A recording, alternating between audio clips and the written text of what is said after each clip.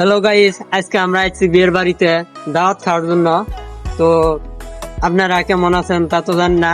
তো আলহামদুলিল্লাহ আমি ভালো আছি অনেক। তো আজকে আমি দেখাবো এই বিয়ের বাড়িতে কিছু উৎসব। চলো আজ দেখে আসি। তারপর আস্তে আস্তে যাওয়া ধরলাম বিয়ের বাড়িতে বন্ধুদের সাথে।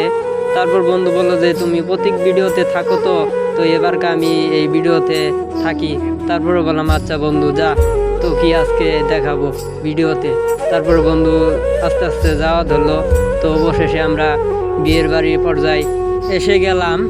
ও মা, এখানে আইসা দেখি অনেক আপুরা বসে আছে বিয়ের বাড়িতে।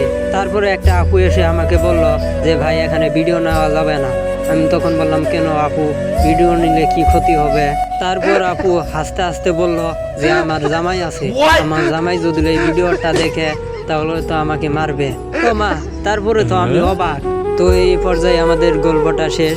তো ভিডিওটা ভালো লাগলে সবাই শেয়ার করে যাবেন।